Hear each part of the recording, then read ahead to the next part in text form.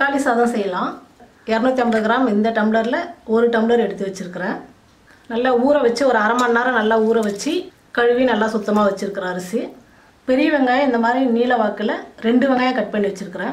பச்சை மிளகா ஒரு 3 எடுத்து வச்சுருக்கிறேன், கட் பண்ணாமல் முழுசாக அப்படியே. இஞ்சி பூண்டு பேஸ்ட்டு 1 ஸ்பூன். பூண்டு ஒரு 20 பல் இருக்குது. பூண்டு முழுசாக அந்த மாதிரி போட்டால் தான் நம்ம தக்காளி சாதத்தோடு சாப்பிட்றதுக்கு ரொம்ப டேஸ்ட்டாக இருக்கும். கருவேப்பிலை கொஞ்சம், நெய் 1 ஸ்பூன், கொத்தமல்லி பொடியாக கட் பண்ணி வச்சுருக்கிறேன்.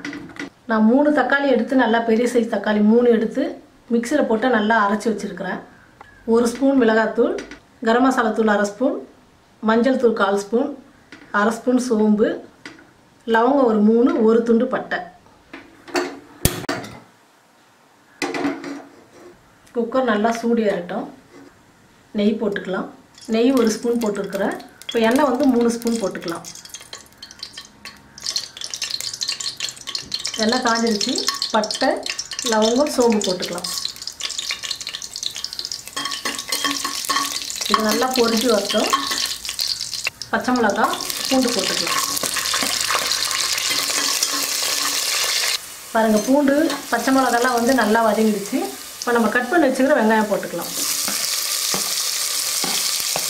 அது கூடவே கருவேப்பிலையும் போட்டுக்கலாம். வெங்காயத்துக்கு தேவையான அளவுக்கு உப்பு போட்டுக்கலாம். வெங்காயம் நல்லா வதங்கட்டும். வெங்காயம் ஓரளவுக்கு நல்லா வதங்கிடுச்சு. நம்ம இஞ்சி பூண்டு பேஸ்ட்டு போட்டுக்கலாம். நல்லா வதக்கிக்கலாம். இஞ்சி பூண்டெல்லாம் நல்லா பச்சை வாசனை போகிற அளவுக்கு நல்லா வதக்கிட்டோம். வெங்காயமும் நல்லா வதங்கிடுச்சு. இப்போ நம்ம அரைச்சி வச்சுருக்கிற தக்காளி விழுது போட்டுக்கலாம்.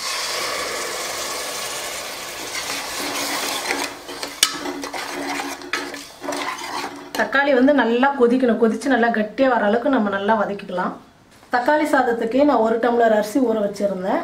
அதுக்காக 2 டம்ளர் தண்ணி இப்போ நம்ம ஸ்டவ்வில் வச்சு நல்லா கொதிக்க வச்சுக்கலாம்.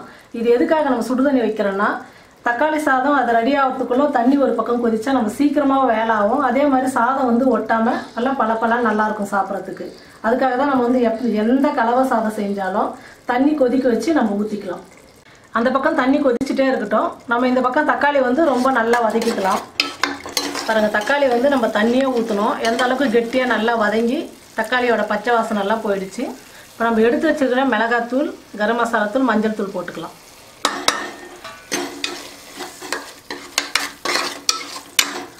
இது ஒரு கொஞ்ச நேரம் நல்லா வதக்கிக்கலாம். நாம் சாதத்துக்கு தேவையான அளவுக்கு உப்பு போட்டுக்கலாம். உப்பு போட்டு நல்லா கலக்கிடுங்க. அடி பிடிக்காமல் கலக்கி விட்டுட்டே இருங்க கொஞ்ச நேரம். பாருங்கள், நல்லா வதங்கி எந்த அளவுக்கு கட்டியாக வந்துடுச்சு. மிளகாத்தூள், கரம் மசாலா தூள் போட்டதெல்லாம் பச்சை வாசனெல்லாம் போய் ரொம்ப நல்லா வந்துடுச்சு. தண்ணி நல்லா கொதித்து வந்துடுச்சு. இப்போ நம்ம எடுத்து வதக்கி இருக்கிற தக்காளி இதில் ஊற்றிக்கலாம். நல்லா கலக்கி விட்டுடுங்க. இப்போ நல்லா கொதிச்சிடுச்சு. இப்போ நம்ம அரிசி போட்டுக்கலாம்.